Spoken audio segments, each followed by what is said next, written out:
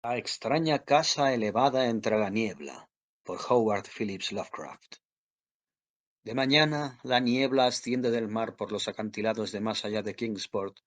Sube blanca y algodonosa al encuentro de sus hermanas las nubes, henchidas de sueños de húmedos pastos y cavernas de leviatanes. Y más tarde, en sosegadas lluvias estivales que mojan los empinados tejados de los poetas, las nubes esparcen esos sueños a fin de que los hombres no vivan sin el rumor de los viejos y extraños secretos y maravillas que los planetas cuentan a los planetas durante la noche. Cuando las narraciones concurren en tropel a las grutas de los tritones y las caracolas de las ciudades invadidas por las algas emiten aires desquiciados aprendidos de los dioses anteriores, entonces las grandes neblinas ansiosas se condensan en el cielo repleto de saber,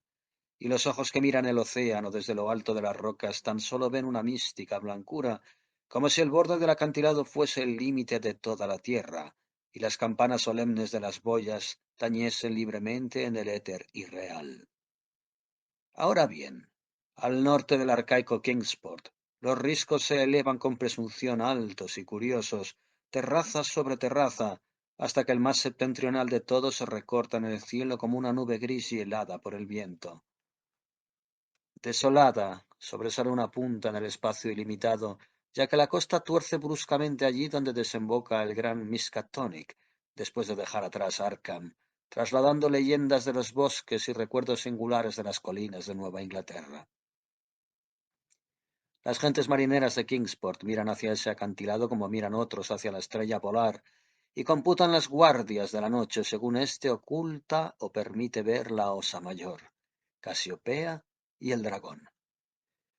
Para ellos forma parte del firmamento y en verdad también desaparece cuando la niebla oculta tras las estrellas o el sol. Sienten cariño por algunos acantilados, como ese al que llaman el Padre Neptuno, por su grotesco perfil, o ese otro de peldaños gigantescos al que llaman la Calzada, pero este último les causa temor, porque está muy próximo al cielo. Los marineros portugueses que llegan de viaje se santiguan al verlo, y los viejos yanquis creen que escalarlo, en caso de que fuera posible hacerlo, sería un asunto mucho más grave que la muerte. Sin embargo, hay una casa antigua en ese acantilado, y por la noche se ven luces en sus ventanas de cristales pequeños. Esa antigua casa está allí desde siempre, y dicen las gentes que habita uno que habla con las neblinas matinales que suben del mar y que posiblemente ve cosas singulares en el océano cuando el borde del acantilado se convierte en el confín de la tierra y las boyas solemnes tañen libremente en el blanco éter de lo irreal. Eso dicen que han oído contar, pues jamás han visitado ese despeñadero prohibido, ni les gusta dirigir hacia allí sus catalejos. Los veraneantes la han examinado con sus gemelos descarados, pero no han visto otra cosa que el tejado, primordial, puntiagudo, de ripia, con aleros que llegan casi hasta los grises cimientos, y la luz amarillenta de sus pequeñas ventanas, cuando asoma por debajo de esos aleros al oscurecer. Esos visitantes veraniegos no creen que el habitante de la antigua casa esté en ella desde hace siglos, pero no pueden probar semejante herejía a ningún auténtico vecino de Kingsport. Hasta el anciano terrible que habla con péndulos de plomo encerrados en botellas, compra comida con viejo oro español y guarda ídolos de piedra en el patio de su casa antidiluviana de Water Street, no puede sino decir que ya vivía allí cuando su abuelo era niño, lo que debió acontecer hace un montón de años cuando Belcher o Shirley, o Powhall, o Bernard era gobernador de la provincia de Massachusetts Bay al servicio de su majestad. Luego en verano llegó a Kingsport un filósofo. Se llamaba Thomas Olney y enseñaba cosas tediosas en una facultad cercana a Narragansett. Llegó con una esposa robusta y unos hijos retozones, y sus ojos estaban cansados de ver las mismas cosas durante muchos años y de cavilar los mismos disciplinados pensamientos. Miró las neblinas desde la diadema del padre Neptuno y procuró de introducirse en el mundo blanco y misterioso por los titánicos escalones de la calzada. Mañana tras mañana subía a tumbarse a los acantilados y contemplar desde el borde del mundo el éter misterioso que se extendía más allá, escuchando las campanas espectrales y los gritos insensatos de lo que tal vez fueran gaviotas. Luego, cuando levantaba la niebla y el mar recobraba su aire prosaico con el humo de los barcos, suspiraba y descendía al pueblo, donde le encantaba recorrer los estrechos y antiguos callejones que subían y bajaban por la colina, y estudiar los ruinosos astriales y los portales de extraños pilares que habían cobijado a tantas generaciones de robustos marineros. Incluso habló con el viejo terrible, a quien desagradaban los forasteros, y éste le invitó a su casa arcaica y temible, cuyos techos bajos y carcomidos, enmaderados, escuchan los ecos de alarmantes monólogos en la oscuridad de las primeras horas de la madrugada. Naturalmente fue ineludible que Olney reparase en la casa solitaria y gris del cielo, situada en lo alto de aquel siniestro despeñadero formando un todo común con las neblinas y el firmamento. Siempre se alzó sobre Kingsport, y siempre corrió el rumor de su misterio por los callejones tortuosos de Kingsport. El viejo terrible le contó a Olney, entre jadeos, una historia que había oído a su padre sobre un rayo, que brotó una noche de aquella casa puntiaguda, y se perdió en las nubes más altas del cielo, y la abuela Orme, cuya minúscula casa de Ship Street tiene su techumbre holandesa toda cubierta de musgo y de hiedra, le refirió con voz chillona algo que su abuela había oído contar sobre unas sombras voladoras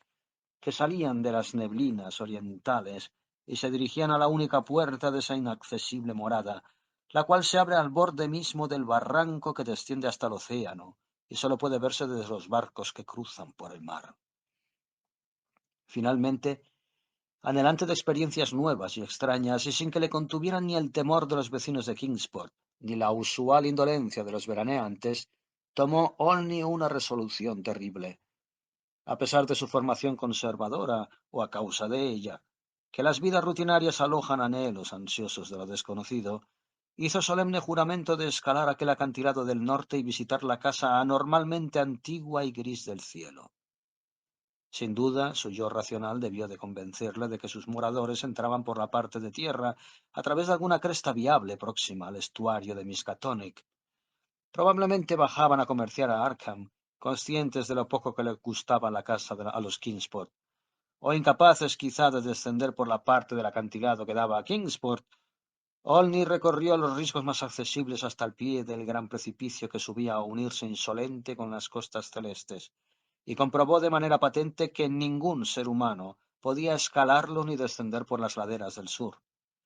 Al este y al norte se elevaba perpendicularmente también desde el agua hasta una altura de miles de pies, de forma que sólo quedaba en la vertiente norte, la cual miraba hacia tierra y hacia Arkham. Una mañana de agosto salió Olney en busca de algún sendero que subiera hasta el escabroso pináculo. Marchó en dirección noroeste por agradables caminos secundarios, pasó por la charca de Hooper y el viejo polvorín de ladrillo gris, hasta llegar allá donde los pastizales coronan la cresta que asoma sobre el Miskatonic y dominan un precioso panorama de blancos campanarios georgianos de Arkham que se alzan leguas más allá. Al otro lado del río y de los prados, aquí encontró un dudoso camino en dirección a Arkham, aunque no vio ninguno en la mar como quería. Los bosques y los prados se apretaban en la ribera alta de la desembocadura del río, donde no se veía signo alguno de presencia humana, ni siquiera una tapia de piedra, ni una vaca extraviada, sino sólo hierba alta, árboles gigantescos y marañas de zarzas, que quizá vieron los primeros indios. A medida que subía lentamente por el este, cada vez más alto, por encima del estuario que quedaba a la izquierda y cada vez más cerca del mar, el camino se iba haciendo más difícil, hasta que se preguntó cómo se las componían los moradores de aquel desagradable lugar para llegar al mundo exterior, y si bajarían a menudo al mercado de Arkham. Luego fueron disminuyendo los árboles y muy por debajo de él, a su derecha, vio las lejanas colinas y los antiguos tejados y campanarios de Kingsport. Incluso Central Hill era una elevación enana vista desde esta altura, y apenas se distinguía el antiguo cementerio situado junto al hospital, congregacionalista, bajo el cual se decía que había terribles cavernas o pasadizos. Ante sí tenía una extensión de hierba rala y matas de arándanos. Más allá estaba la roca pelada del despeñadero y el delgado pico donde se empinaba la temible casa gris. La cresta se estrechó ahora, y Olney sintió vértigo en la soledad del cielo, con el espantoso precipicio al sur, por encima de Kingsport, y la caída vertical de casi una milla hasta la desembocadura del río al norte. De repente descubrió ante sí una zanja de unos 10 pies de profundidad, de forma que tuvo que colgarse de las manos en su interior, dejarse caer por su suelo inclinado y después arrastrarse peligrosamente, pendiente arriba, hacia un desfiladero natural que había en la pared opuesta. Este era, pues, el camino que los habitantes de la extraña casa recorrían entre la tierra y el cielo. Cuando salió de la zanja se estaba formando una neblina matinal, pero vio claramente la casa impía y orgullosa allá adelante. Sus paredes eran grises como la roca, y su elevado pico se alzaba intrépidamente contra la blancura lechosa de los vapores marinos, y descubrió que no había puerta en la fachada que miraba hacia tierra, sino solo un par de ventanucos sucios y enrejados de cristales redondos según la moda del siglo XVIII. A todo su alrededor no había más que nubes y caos, y no se distinguía nada por debajo de la blancura del espacio ilimitado. Estaba solo en el cielo, con esta casa extraña e inquietante,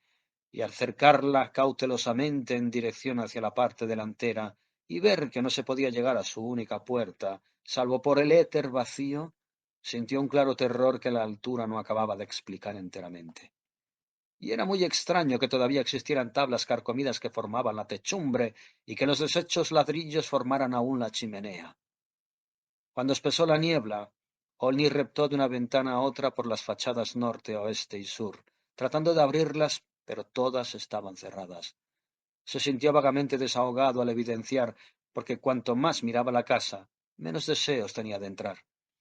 Entonces un ruido le hizo pararse. Oyó un chillido de cerradura, el ruido de un cerrojo al descorrerse y un gemido largo como si abriesen lentamente una pesada puerta. Sonó en la parte que daba al océano, la que él no podía ver, donde la estrecha puerta se abría al vacío en el cielo nublado a miles de pies por encima de las olas. A continuación sonaron unas pisadas graves, pausadas en el interior de la casa, y Olny oyó que abrían las ventanas, primero las que daban al norte, que era el lado opuesto a donde estaba él ahora, después las del oeste, al otro lado de la esquina. A continuación abrían las del sur bajo los grandes aleros del lado donde él se encontraba. Y hay que decir que se sentía más que dificultoso pensando que tenía la abominable casa a un lado y al otro el vacío. Cuando le llegó el ruido de las ventanas más próximas, se deslizó otra vez hacia la fachada de poniente, aplastándose contra el muro junto a las que ahora estaban abiertas. Era indudable que el propietario había llegado a casa, pero no había llegado por tierra, ni en globo, ni en ninguna aeronave imaginable. Volvieron a sonar pasos y Olny se escurrió a la cara norte, pero antes de haber logrado ocultarse una voz le llamó suavemente y comprendió que debía enfrentarse con su anfitrión. Asomado a la ventana oeste vio un rostro con una gran barba negra y ojos fosforescentes que reflejaban la huella de visiones inauditas. Pero su voz era simpática y tenía una calidad singularmente antigua, de forma que Olny no sintió temor alguno cuando una mano morena le ayudó a subir al alféizar y a saltar al interior de la baja habitación revestida de oscuro roble y con mobiliario estilo Tudor. El hombre vestía ropas antiguas y le rodeaba un halo indefinible de sabiduría, sabiduría marinera y ensueños sobre altos galeones. Olny no recuerda mucho de los prodigios que le contó, ni siquiera quién era, pero dice que era extraño y afable, y poseía la magia de insondables vacíos de tiempo y de espacio. La pequeña habitación parecía verde a causa de la luz acuosa que la iluminaba, y Olny vio que las ventanas distantes que daban al este no estaban abiertas, sino cerradas al brumoso éter, con cristales gruesos como fondos de viejas botellas. El barbado anfitrión parecía joven, aunque miraba con ojos impregnados de antiguos misterios, y por los relatos de hechos antiguos y prodigiosos que contaba, podía inferirse que tenía razón las gentes del pueblo al decir que comulgaba con las neblinas del mar y las nubes del cielo, antes de que hubiese un pueblo que contemplara su taciturna mirada desde la llanura de abajo. Le transcurrió el día, y Olny seguía escuchando el rumor de los viejos tiempos y lugares, y oyó cómo los reyes de la Atlántida lucharon contra viscosas blasfemias que salían retorciéndose de las grietas del fondo oceánico, y cómo los barcos extraviados podían ver a medianoche el templo hipóslito de Poseidón, y cómo comprendían al verlo que se habían extraviado para siempre. El anfitrión evocó los tiempos de los titanes pero se manifestó reservado al hablar de la era oscura y primera, del caos que precedió a los dioses e incluso al nacimiento de los anteriores, cuando los otros dioses iban a danzar a la cima del Hatek-Tla, situado en el desierto pedregoso próximo a Ultar, más allá del río Sky. Al llegar a este punto llamaron a la puerta, aquella antigua puerta de roble tachonada de clavos frente a la cual solo existía un abismo de nubes blancas. Olni levantó la mirada con temor, pero el hombre barbado hizo una seña para que permaneciese en silencio. Acudió a la puerta de puntillas y se asomó por una mirilla muy pequeña. No le agradó lo que vio, de manera que se llevó un dedo a la boca y corrió con sigilo a cerrar las ventanas y pasar las favellas antes de regresar a su antigua butaca junto a su invitado. Entonces Olni vio recortarse repetidamente contra los rectángulos traslúcidos de cada una de las pequeñas ventanas, conforme el visitante daba vuelta alrededor a la casa antes de marcharse, una silueta negra y extraña, y se alegró de que su anfitrión no contestara a esas llamadas, porque hay extraños seres en el gran abismo, y el buscador de sueños debe tener cuidado de no despertar ni encontrar a los que no le conviene. Después empezaron a agruparse las sombras, primero unas sombras pequeñas, furtivas, bajo la mesa, luego las más atrevidas, por los rincones recubiertos de madera, y el hombre barbado hizo enigmáticos gestos de oración y encendió altas velas hincadas en extraños candelabros de latón. De cuando en cuando miraba hacia la puerta como si esperase a alguien finalmente. Unos golpecitos singulares parecieron contestar a su mirada, sin duda reproduciendo algún código secreto y antiguo. Esta vez ni siquiera se asomó por la mirilla, sino que quitó el gran barrote de roble y descorrió el cerrojo abriendo la pesada puerta de par en par a las estrellas y la niebla. Y entonces, al son de oscuras armonías, entraron flotando en la estancia todos los sueños y recuerdos de los dioses poderosos de la tierra. Y unas llamas doradas jugaron con cabelleras de algas, y Olni le rindió homenaje deslumbrado. Allí estaba Neptuno con su tridente, y los bulliciosos tritones, y las fantásticas nereidas, y a lomos de delfines iba una enorme concha dentada en la que viajaba la figura pavorosa y gris de Nodens, señor del gran abismo. Y las caracolas de los tritones emitían espectrales mugidos, y las nereidas producían extraños ruidos golpeando grotescas conchas resonantes de desconocidos moradores de las negras cavernas marinas. A continuación, el venerable Nodens tendió una mano arrugada y ayudó a Olni y a su anfitrión a subir a su concha gigantesca, al tiempo que las conchas y los gongos exclamaban en un clamor tremendo y espantoso, y el fabuloso cortejo salió al éter ilimitado, y los gritos y el estrépito se perdieron en los ecos de los truenos. Toda la noche estuvieron los de Kingsport observando el altísimo acantilado, cuando la tormenta y las neblinas se abrían provisionalmente, y cuando hacia las primeras horas de la madrugada se apagaron las luces débiles de las ventanas, hablaron en voz baja de temores y desastres. Y los hijos y la robusta esposa de Olni rezaron al Dios amable de los anabaptistas, y confiaron en que el viajero pidiera prestados paraguas y chanclos si no cesaba la lluvia por la mañana. Luego surgió goteante el amanecer envuelto en neblinas marinas, y las boyas tocaron solemnes en los vórtices del blanco éter. Y a mediodía los cuerpos mágicos de unos duendes sonaron por encima del océano, mientras Olni descendía de los acantilados al antiguo Kingsport, seco, con los pies ligeros y una expresión lejana en los ojos. No pudo recordar qué había soñado en la casa del anónimo Herminiato, encaramada en el cielo, ni explicar cómo había bajado por aquel despeñadero que no habían podido recorrer otros pies. Ni fue capaz de hablar con nadie de estas cosas excepto con el anciano terrible, quien después murmuró extrañas cosas para su larga y blanca barba, y juró que el hombre que había descendido de aquel despeñadero no era el mismo que había subido, y que en algún lugar bajo aquel tejado gris y puntiagudo, o en medio de aquella siniestra niebla blanca, se había quedado errado el espíritu del que fuera Thomas Olney. Y desde aquel momento, a lo largo de lentos, oscuros años de monotonía y hastío, el filósofo trabaja y come y duerme y cumple sin queja sus deberes de ciudadano. Ya no añora la magia de las lejanas colinas, ni suspira por secretos que brotan como verdes arrecifes en un mar inescrutable. Ya no le produce tristeza la monotonía de sus días, y sus disciplinados pensamientos resultan suficientes para su imaginación. Su buena esposa es más fuerte cada vez, y sus hijos se hacen mayores y más prosaicos y prácticos, pero él no deja de sonreír con orgullo cuando el momento lo demanda. En su mirada no hay un solo destello de inquietud, y si alguna vez presta atención tratando de escuchar solemnes campanas o lejanos cuernos de duendes, es solo de noche, cuando vagan libremente los sueños antiguos. Jamás ha vuelto a visitar Kingsport, porque a su familia le desagradan las casas viejas y raras, y dice que tiene un pésimo alcantarillado. Ahora tienen un precioso chalet en las tierras altas de Bristol, donde no hay elevados riscos y los vecinos son corteses y modernos. Pero en Kingsport corren extraños rumores, y hasta el viejo terrible admite algo que su abuelo no relató,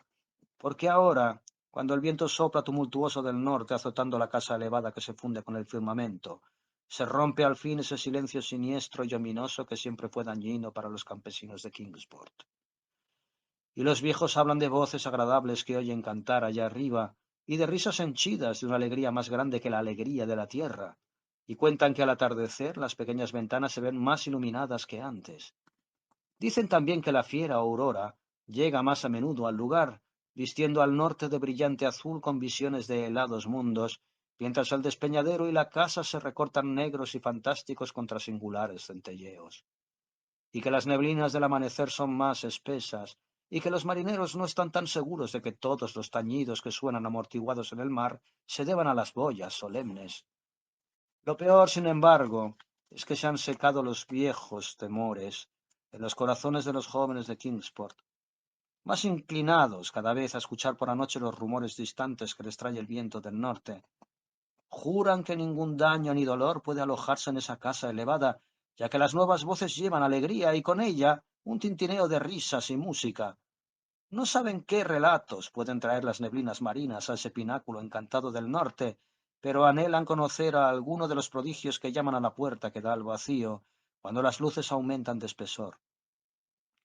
Los patriarcas temen que algún día suban uno a ese pico inaccesible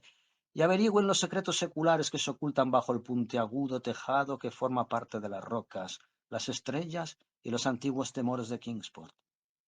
Están convencidos de que esos jóvenes atrevidos podrán regresar, pero piensan que tal vez se apague alguna luz en sus ojos y algún deseo en sus corazones,